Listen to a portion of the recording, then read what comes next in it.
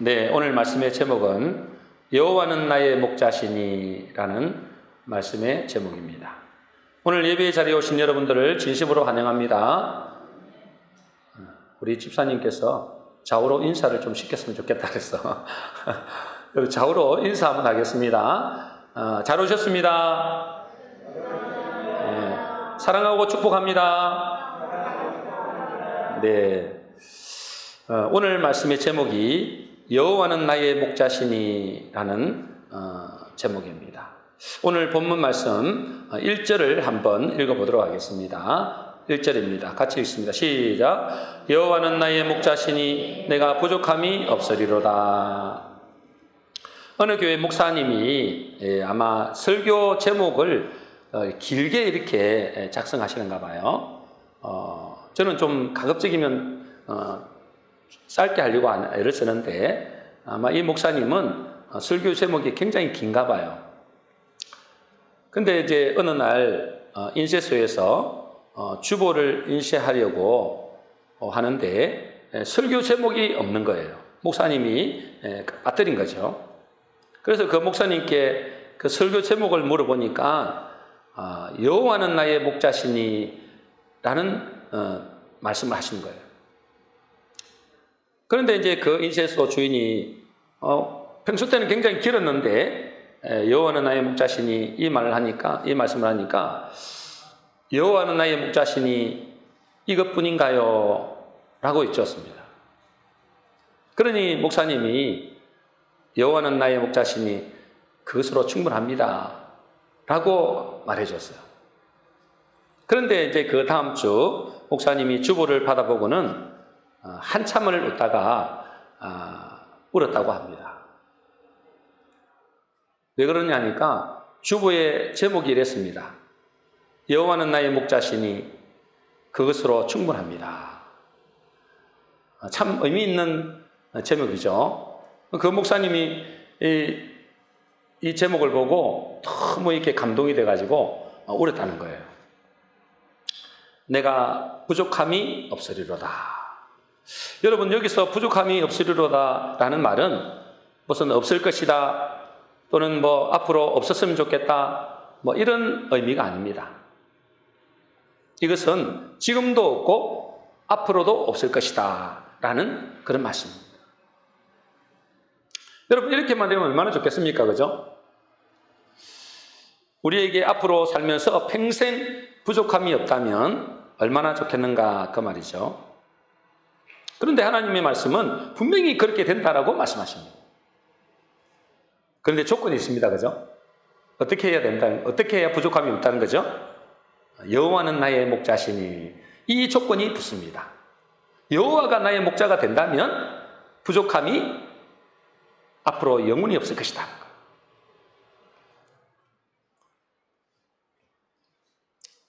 여호와가 나의 목자가 된다면 당연히 부족함이 없겠죠. 그분은 전능하시니까 부족함이 없을 것입니다. 그런데 왜 우리는 그러면 부족함이 많다고 느끼시죠? 당연하겠죠. 여호와가 나의 목자인 것이 잘 안 믿어지기 때문에 그렇죠. 잘 안 믿어지면 이 부족함을 많이 느낀다는 거죠. 여러분은 여호와가 나의 목자가 맞습니까? 여러분은 여호와가 나의 목자가 맞습니까? 근데 많은 사람들이 여호와가 나의 목자가 아니고 자기 목자가 돈인 사람도 많습니다. 여호와가 목자가 아니고 또 많은 사람들은 사람이 목자가 된 사람도 많습니다. 어떤 사람은 명예나 권력이나 이런 것들이 자기 목자가 되는 사람도 많습니다. 말은 예수님이 나의 목자라고 그렇게 이야기를 하는데 실제로는 돈이 목자인 사람이 너무나 많고 사람이나 성공이나 권력이 목자인 사람도 많습니다. 저 큰 권력 이런 걸 말하는 게 아니에요. 여러분, 직장만 가도 권력이 있습니다. 어떤 작은 모임에 가도 권력이 있다니까. 그런 목자로 삼는 사람들이 많다는 거예요. 심지어 있잖아요. 돈을 찬양한 시편 23편이 나올 정도입니다. 제가 하도 참 그럴듯해서 한번 가져왔습니다. 제가 한번 읽어볼게요. 돈은 나의 목자시니 내게 부족함이 없으리로다. 그가 나를 안락한 침실에 눕게 하시고 달콤한 술집으로 인도하시는도다. 내가 사망의 음침한 골짜기로 다닐지라도 해를 두려워하지 않을 것은 내 주머니에 돈이 있습니다. 돈의 권세와 보호가 나를 안전케 하는도다. 나의 평생의 욕심과 정욕이 나를 따르리니 내가 돈을 믿고 살다가 영원히 죽으리로다. 이 그럴듯하잖아요. 이 시대에 돈을 사랑하는 사람들을 비꼬기 위해서 만든 시지만은 여러분, 이게 크게 틀리지 않다는 거예요. 여러분도 한번 보세요. 크게 틀리지 않습니다. 말은 여호와는 나의 목자다, 주님은 나의 목자다, 주인이다 이렇게 하는데 실제로 뭐요? 돈이 자기의 목자인 사람이 너무나 많다. 그런데 그 마지막으로 어떻게 된다고요? 나의 평생의 욕심과 정욕이 나를 따르니 내가 돈을 믿고 살다가 영원히 죽으리로다. 무섭습니다. 그죠? 예전에 지금은 우리에게 안 나옵니다만은 초신자 성도에게 제가 말씀을 매주 전하러 갔습니다. 거의 한 2년 정도를 3년 정도를 제가 전하러 갔을 거예요. 그분에게 이제 계속 매주마다 이렇게 가서 말씀을 전하니까 이분이 복음에 대해서 이제 아는 거예요. 제가 어느 날 한때는 제가 이분에게 물어봤습니다. 완전히 초짜니까. 근데 2년 정도 다니니까 이제 복음을 아는 거예요. 그래서 제가 물었습니다. 복음이 뭔지 아느냐? 그러니까 복음을 알겠다고 하더라고요. 복음을 알겠다. 복음이 뭐냐라고 하니까 그분이 하는 말이 예수님이 그리스도인 것이 복음이다. 와, 대단하죠? 그리고는 하나님이 살아계신 것도 알겠고, 말씀 들어보니까 2년 동안 다녔으니까 예수님이 우리 죄를 위하여 죽으신 것도 알겠다는 거예요.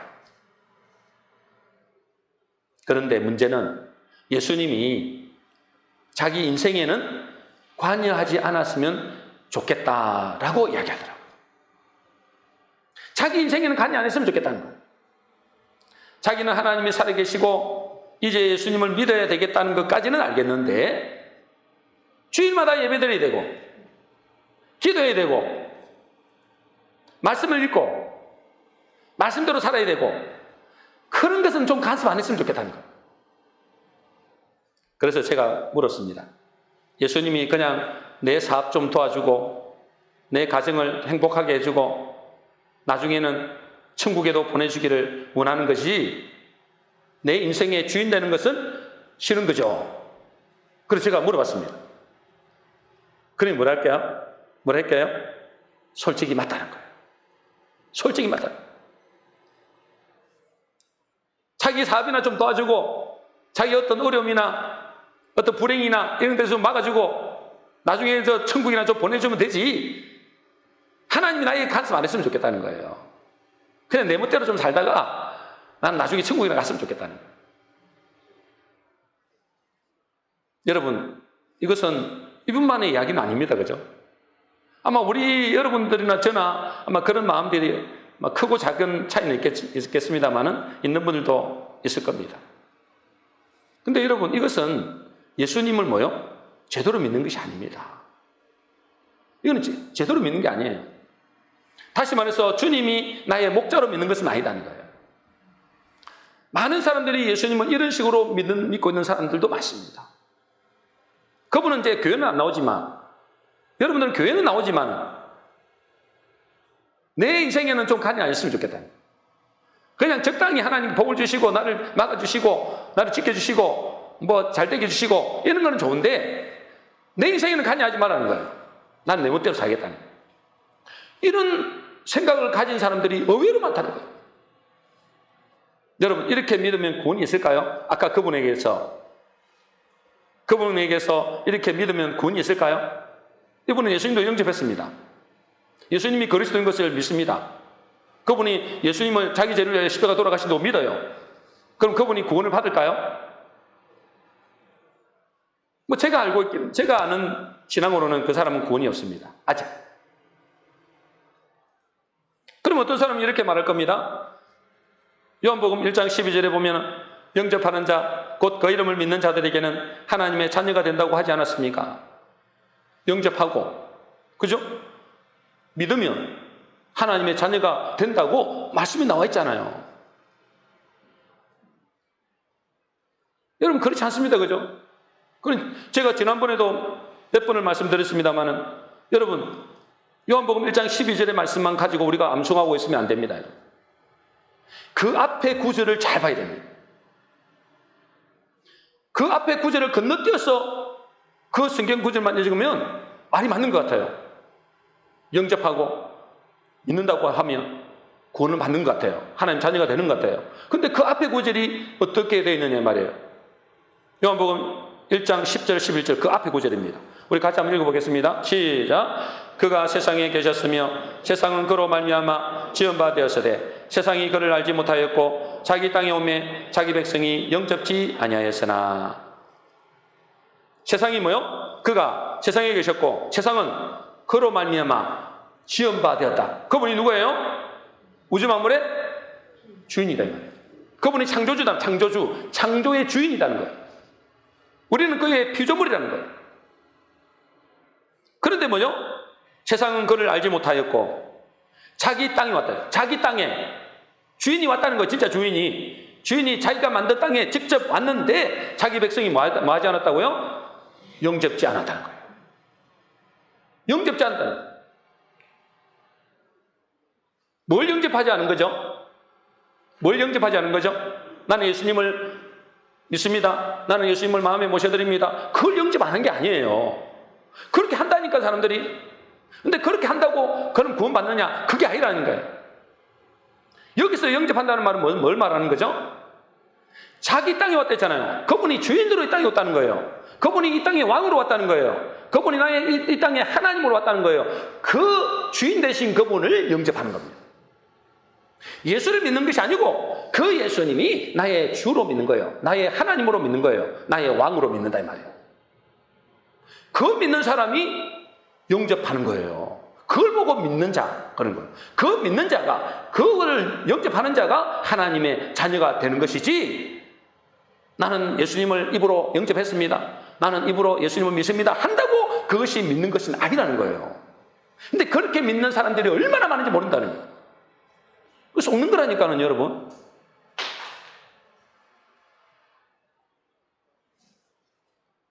그러므로 여러분 중요한 것은 뭐죠? 주님을 나의 주인으로 믿어야 됩니다, 여러분. 그분은 나의 왕으로 믿어야 되는 거예요. 다른 말로 그분은 나의 목자로 믿어야 되는 겁니다. 목자로. 그리고 뭐죠? 나는 그의 양이 되는 겁니다. 양이 되는 겁니다. 그러면 내가 양인지 아닌지를 어떻게 알까요, 여러분? 내가 양인지 아닌지. 여러분은 양인지 아닌지 어떻게 압니까? 나는 양입니다. 안다고 양이 되는 거 아니잖아요, 그죠?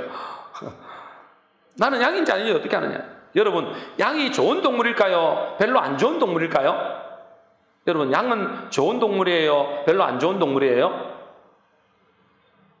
몰라요? 양은 좋은 동물이에요? 안 좋은 동물이에요? 네, 좋은 동물이라고 생각하시죠? 사실은 별로 안 좋은 동물이에요. 양은 별로 안 좋은 동물입니다. 우리가 알고 있는 것과 달리 솔직히 양은 별로 좋지 않는 동물입니다. 양의 특징이 여러 가지 있는데 대부분은 좋지 않는 특징이 있어요. 양은 있잖아요. 굉장히 어리석고 잘 속는 동물이랍니다. 어리석은 동물이래요. 그리고 양은 있잖아요. 잘 넘어집니다. 조금만 하면 삐질 넘어집니다. 누구를 닮았을까요? 우리 모습입니다. 그죠? 조금만 하면 넘어진대요. 시험 들면 넘어진다. 우리의 모습입니다. 그리고 양은 있잖아요. 굉장히 이기적이에요. 이기적이고 제 멋대로래요. 제 멋대로. 그래서 성경에 이렇게 이야기하잖아요. 이사야 53장 6절에 보니까 우리는 다 양 같아서, 그 다음에 뭐라고요? 각기 제 길로 갔거늘. 그래요. 우리는 다 양 같아서 예수님을 잘 따라갔거늘, 이게 아니고 각기 제 길로 갔거늘 그랬어요. 그래요, 이제요. 이 양은 이기적이고 지멋대로입니다. 그리고 양은 겁이 많다고 그럽니다. 그리고 여러분도 잘 알다시피 양은 시력이 안 좋습니다. 몇몇 앞을 못 내다봅니다. 우리나 똑같습니다. 그죠? 여러분 몇몇 앞을 내다봅니까? 나는 몇몇 앞 아니고 몇십 몇 앞을 내다보는 그 말이 아니잖아요. 영적인 눈이 말해요. 영적. 내 미래 앞에 미래를 한 찹도 내다보지 못하는 게 우리의 모습이라는 거예요. 그런데 왜 주님은 예수 믿는 우리를 양으로 비유하실까요? 왜 양으로 비유하시죠? 이 양이 예수 믿는 우리의 특징과 그의 유사하기 때문에 그렇습니다. 연약하고 이기적이고 제멋대로이고 겁이 많고 힘도 없고 거기다가 시력도 안 좋습니다. 다른 모든 짐승들은 스스로 보호 본능이 있어가지고 그 어려운 상황 속에서도, 어려운 환경 가운데서도 자기를 잘 지킵니다. 그런데 양은 뭐죠? 자기를 지킬 줄 못한다니까. 그럼 이제요, 목자가 없으면 이 양은 죽어먹습니다. 이것이 뭐죠? 오히려 하나님이 원하시는 모습이라는 거예요.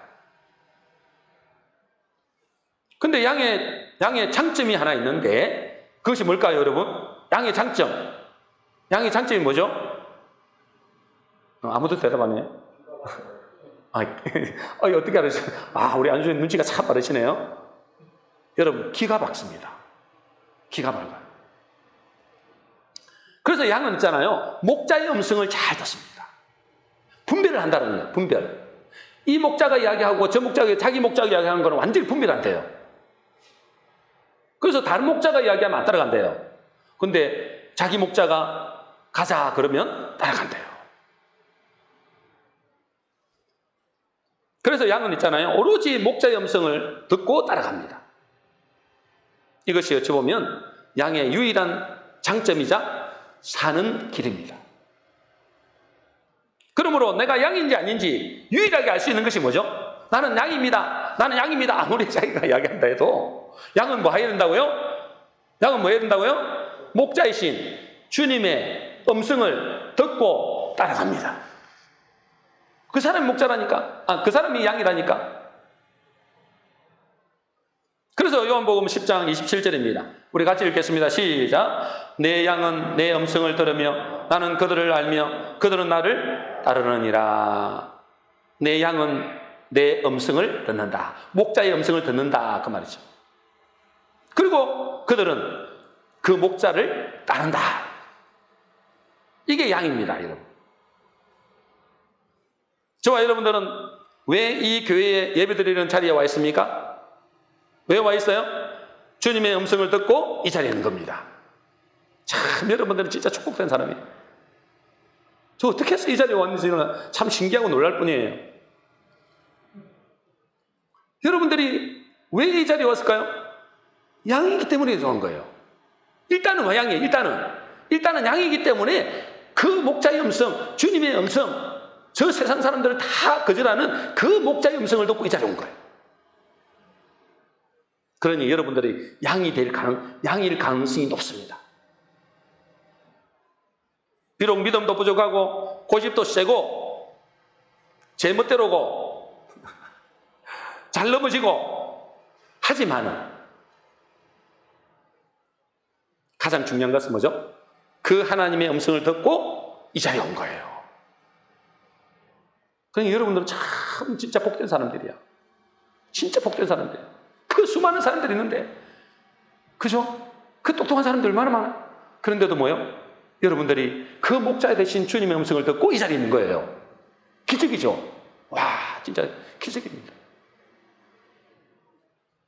그런데 있잖아요, 여러분, 아이고 나는 이 자리에 와 있으니까 이제 양이네. 여러분 이렇게만 방관하고 있으면 큰일 납니다. 양들이 목자의 음성을 안 듣고 지멋대로 갈 때가 많습니다. 지멋대로. 틀림없이 목자의 음성을 듣고 이 자리에 왔는데 지멋대로 간다. 지멋대로. 여러분 언제 그렇게 지멋대로 갈까요? 어느 때 막 목자의 음성은 안 듣고 막 지멋대로 갈까요? 자기가 좋아하는 것이 있을 때. 자기가 좋아하는 것이 있을 때. 그때는 목자의 음성도 안 된답니다.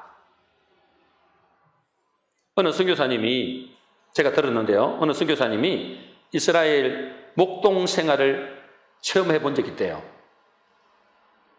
얼마나 된지 모르겠지만 그렇게 목동 생활을 같이 체험을 해본 거예요. 이스라엘에서. 그런데 어느 날 깨 있잖아요. 깨 목단. 그죠? 깨 목단을 쌓아놓은 창고가 있는 거예요. 깨 목단을 쌓아놓은 창고. 근데 그 창고가 불이 나버린 거예요. 그러니까 그 불이 나니까 어째요? 그 깨 목단이 타니까, 깨가 타니까 어째요? 얼마나 고소한 냄새가 나겠어요. 그죠? 얼마나 고소한 냄새가 나겠어요. 그래서 그 목동이 막 불을 끌려고, 창고에 불을 끌려고 갔는데 이 양들이 그 깨 목단을 타는 고소한 냄새에 홀려가지고 그 창고로 뛰어들어간 거예요. 창고로 가는 거예요. 창고로. 그 불이 났는데 그 창고에서 이 고소한 냄새가 나니까 눈도 잘 안 보잖아요. 그거는 막 달려가는 거예요. 그럼 어떻게 하겠습니까? 양은 목자의 음성을 듣는다 했잖아요. 양의 목자의 음성을 듣는데 그 고소한 깻목단이 타는 것이 있으니까, 깻목단을 타는 게 냄새를 맡으니까 목자의 음성을 무시하는 거예요. 나는 무조건 들어가겠다는. 들어가면 안 된다고 막 그러는데도 막 들어가는 거예요. 그럼 어떻게 하겠습니까? 양을 살려야 되니까 막대기로 막 때리기도 하고 막 맞기도 하고. 그 목자의 음성을 무시하고 죽는 줄을 모르고 달려가는 거예요. 나중에는 있잖아요. 뭐 때리고 막 그래갖고 겨우 이렇게 막았대요. 몇 주 동안 알아놓았다. 그 양들 때문에. 양들이 그 불 속으로 달려가는 거예요. 그 막느라고. 여러분, 우리도 양인데, 그죠? 양으로 부름을 받았는데 여러분에게 있는 깨목단은 뭡니까? 그걸 모르고 죽게 살 걸 그걸 쫓아. 하나님의 음성을 전혀 안 들어. 주의 음성을 전혀 안 들어. 아무리 강대상에서 막 이렇게 외쳐도 나는 그거 안 들어. 왜요? 깨목단이 있다. 그 고소한 냄새가 있다. 여러분, 그것 때문에 여러분 자칫 잘못하면은 크게 낭패를 당할 수 있습니다. 잘못하면 죽을 수 있습니다, 여러분. 아이고, 나는 이제 양으로 부름을 받았네. 나는 양이네. 룰랄라 하고 있으면 안 된단 말이에요. 여러분을 미혹하고 유혹하는 그런 것들이 얼마나 많은지 모릅니다. 근데 그때는 뭐죠? 그게 홀려가지고 목자의 음성도 안 듣는 겁니다. 아무리 얘기해도 안 듣는 겁니다. 그게 좋다는 거예요. 그래서 죽는 사람이 많습니다.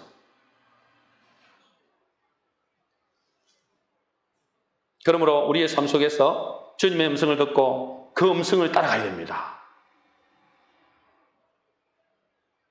여러분, 우리가 목자 대신 주님의 음성을 듣고 따라가면 어떻게 될까요? 시편 23편 2절 3절입니다. 우리 같이 읽어보겠습니다. 시작. 그가 나를 푸른 풀밭에 누이시며 실만한 물가로 인도하시는도다. 내 영혼을 소생시키시고 자기 이름을 위하여 의의 길로 인도하시는도다. 여호와가 나의 목자가 되시면 주님은 우리를 어디로 인도하신다고요? 푸른 풀밭. 어디요? 실만한 물가로. 또 어디요? 내 영혼을 소생시키시고 어디로 인도하신다고요? 의의 길로. 여러분, 이 말씀이 어떤 말씀일까요?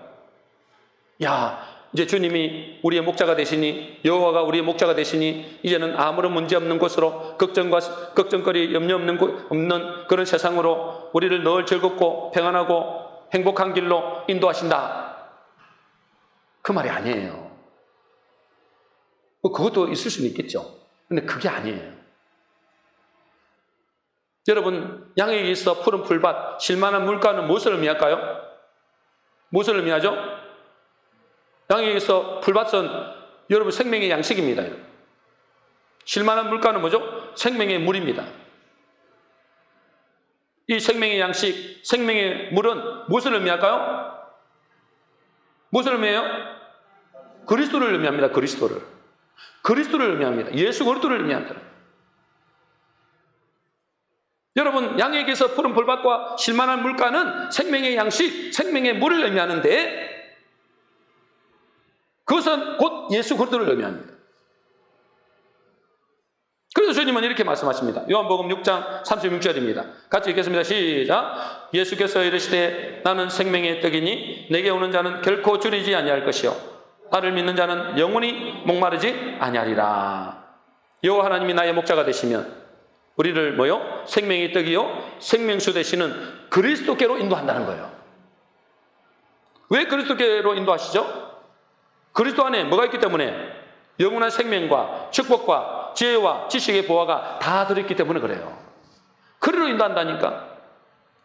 그래서 때로는 뭐죠? 주님은 우리가 생각하는 것과 전혀 엉뚱한 방향으로 인생을 몰아갈 때도 있습니다. 우리를 그리로 몰아가기 위해서 전혀 엉뚱한 방향으로 우리를 몰아간다니까. 시편 23편 4절입니다. 우리 같이 읽어보겠습니다. 시작. 내가 사망의 음침한 골짜기로 다닐지라도 해를 두려워하지 않을 것은 주께서 나와 함께 하심이라. 주의 지팡이와 막대기가 항상 나를 안위하시나이다. 여러분, 우리를 하나님은 푸른 풀밭, 실만한 물가로, 다시 말해서 예수 그리스도께로 인도하시는 과정에서 그리로 인도하시는 게 목적이거든요, 우리를. 그러면 그 속에 다 있기 때문에 그래요. 그 속에 진정한 생명도 있고 축복도 있고 천국도 그 속에 있기 때문에 그리로 몰아가는데, 그리로 몰아가기 위해서 뭐죠? 우리가 생각지 않은 곳으로 몰아간다니까. 어디로 간다고요? 사망의 음침한 골짜기로 몰아간다는 거예요. 왜 주님이 우리를 사망의 음침한 골짜기로 인도하시죠? 물론 우리가 스스로 자초한 측면도 있지만 주님이 우리를 그리로 가는 것을 일부러 놔두시거나 인도해 가신단 말이에요. 왜 그럴까요? 말씀해 보니까 먼저는 주께서 나와 함께 하심이라. 이거를 보게 하기 위해서. 주께서 나와 함께 하시는 것을 보게 하기 위해서. 여러분 생각해 보세요. 우리가 언제 하나님이 나와 함께 하시고 나를 지키시고 보호하신 것을 경험하나요? 우리가 모든 것이 평안하고 아무런 문제 없을 때 그런 걸 경험하는 게 아니에요. 하나님이 살아계시고 하나님이 나와 함께 하시는 것을 언제 경험한다고요? 아무런 문제 없을 때, 그때 경험하는 게 아니에요. 물론 그때도 주님은 함께 하시죠. 그러나 실제로 뭐죠? 주님이 개입하시고 주님이 나와 함께 하시고 그 전능하신 하나님께서 나의 모든 문제 가운데서 우리를 지키시고 보호하시는 것은 사망의 음침한 골짜기를 다닌다. 인생에서 눈물 나고 힘들 때, 또는 사업에 실패하고 또 직장도 잃어버리고 세상이 다 나를 등지고 믿었던 사람들도 나를 뭐죠? 배반하고 내가 의지할 것이 없는 그때 뭐죠? 하나님이 함께 하심을, 하나님의 임재하심을 체험하는 좋은 기회라는 거예요. 여러분도 있겠죠. 저도 마찬가지입니다. 저도 제 인생의 사망의 음침한 골짜기로 들어갔을 때 제가 신앙생활 하는 게 아니에요. 여러분도 잘 알다시피 제가 어릴 때부터, 초등학교 때부터 신앙생활 했어요. 근데 하나님을 만나지 못했어요. 언제 만났느냐? 인생의 사망의 음침한 골짜기로 들어갔을 때.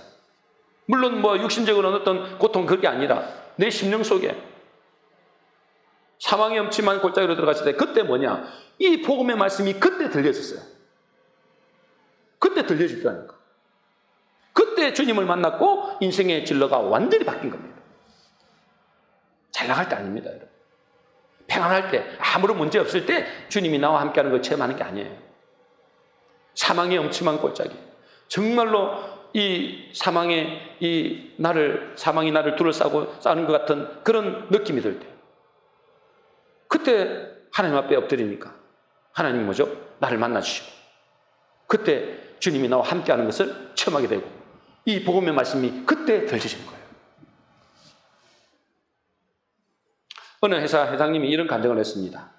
자기가 운영하던 이 공장의 화재로 공장이 불이 난 거예요. 900억 원이라는 엄청난 피해를 입었어요. 꽤 오래전의 이야기입니다. 그러니까 900억 원이면 어마어마한, 지금으로 보면 어마어마한 돈이죠. 지금도 큰 돈인데.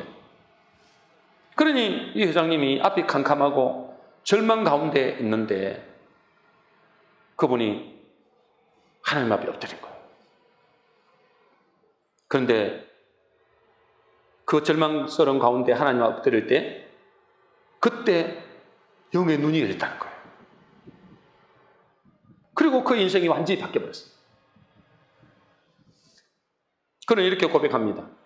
불이 난 이후에 물리적인 변화가 아니라 화학적인 변화가 생겼습니다. 물리적으로는 분명히 큰 문제가 생기고 회사에 엄청난 물질적인 손해가 났지만은 고난과 문제를 인해서 하나님 앞에 엎드리면서 영적인 눈이 열리는 놀라운 변화가 일어났습니다. 그리고 그 풍랑과 고난이 주님이 나와 함께 하심을 체험하는 놀라운 계기가 되었습니다. 라고 고백하더라고요. 그리고 어째요? 그 뒤에 사업도 다 회복됐습니다. 그리고 이분이 그때부터 있잖아요. 이 자기 사무실 벽에 이런 문구를 적어서 액자에 걸어놨다고 합니다. 뭐라고 적어놓은지 아세요? 이 풍랑 인하여 더 빨리 갑니다. 뭐라고요?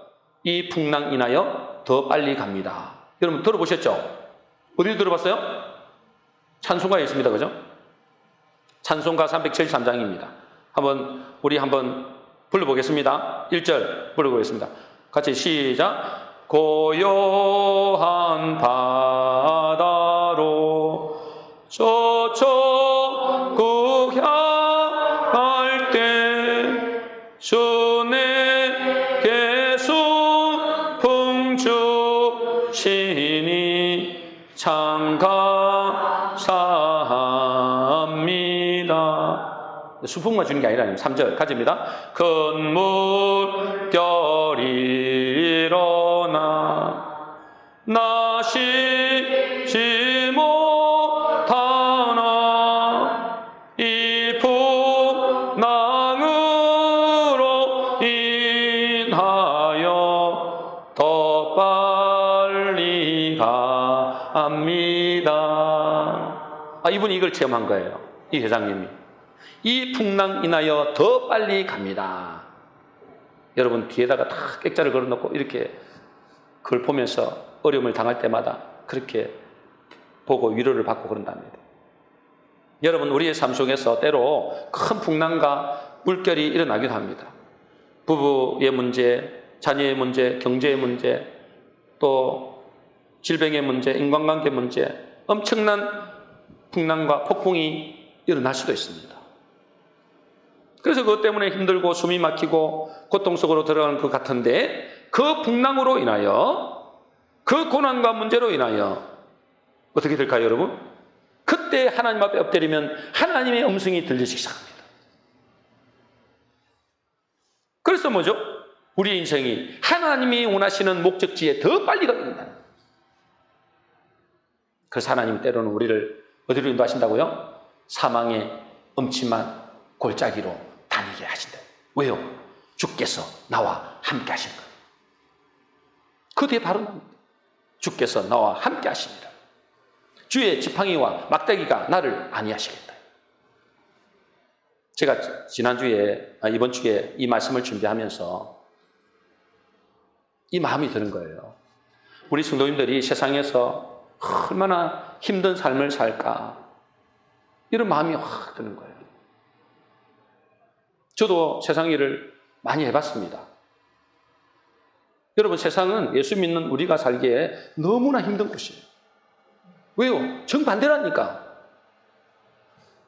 정직하게 돈 벌기도 쉽지 않고 신앙과 현실, 이 현실의 삶에서 어마어마한 갈등이 옵니다.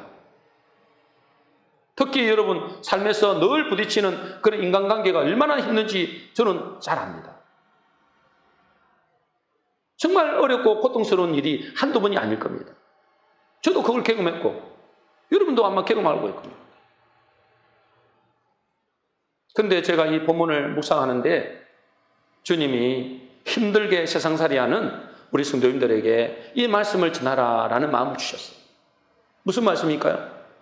내가 너희와 함께하고 있다.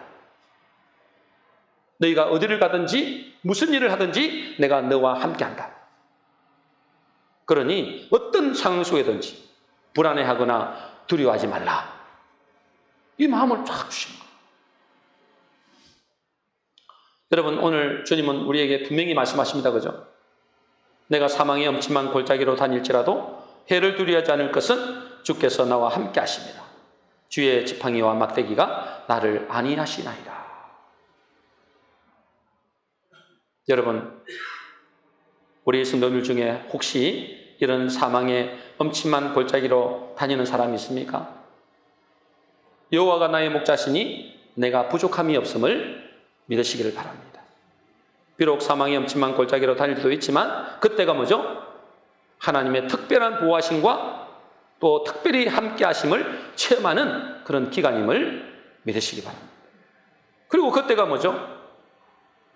오늘 다 말씀을 못 드렸습니다만 가장 필요한 영적인 양식을 공급받는 그런 때인 것을 여러분 믿으시기 바랍니다.